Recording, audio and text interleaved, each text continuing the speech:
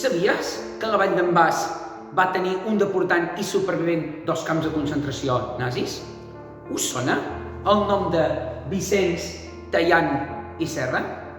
El filòsof alemany Walter Benjamin, també víctima del nazisme, va sentenciar que és una tasca més feixuga honorar la memòria dels éssers anònims que no de les persones cèlebres i que la construcció històrica es consagra precisament a la memòria d'aquells que no tenen nom. És aquest principi que ha guiat des de fa més d'un any la recerca dels garrotxins supervivents i víctimes del nazisme i que té com a finalitat rescatar la seva memòria i la seva dignificació. Entre els 31 garrotxins que van passar per camps de concentració nazis s'hi troba en Vicenç, nascut el 1890 a Hostalets d'en Bas i supervivent dels camps de concentració nazis de Dachau i Mauthausen. Gairebé 10.000 republicans van ser deportats als camps d'extermini nazis, dels quals 2 de cada 3 hi van morir. Només a Mauthausen hi van morir 1.800 catalans. La història d'en Vicenç és d'autèntica supervivència davant l'horror del segle XX. Exiliat de la República, deportat als camps nazis i finalment alliberat per les tropes aliades el 1945.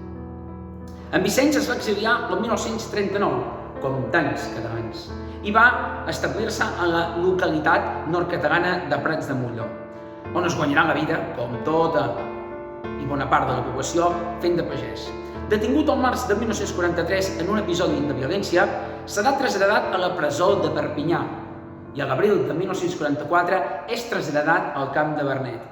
És aquí on començarà el malson d'en Vicenç i serà deportat. Inicialment serà posat al servei de les autoritats nazis, que decretaran el tancament de Vernet i el trasllat al camp de concentració nazi de Dachau.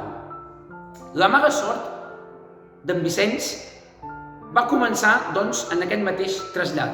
De fet, va ser traslladat al camp de concentració de Dachau amb l'anomenat tren fantasma, que va sortir del camp de Vernet el 30 de juny de 1944, va donar gairebé la volta a França i arribar al cap de 56 dies a Dachau, arribant finalment el 26 d'agost.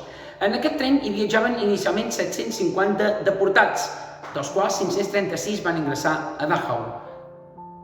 D'aquests, 246 hi van morir. El mateix 28 d'agost de 1944 va ser deportat al camp d'extermini de Dachau, amb el número de matrícula 94.086. I aquí tenim, doncs, la fitxa de registre d'entrada al camp de Dachau. Aquí l'entrada, la data 28 d'agost de 1944, i aquí, doncs, les seves dades inicials. Nascut a Hostalets d'en Bas el 22 de gener de 1890. No va ser l'únic camp que va visitar que va estar deportat en Vicenç.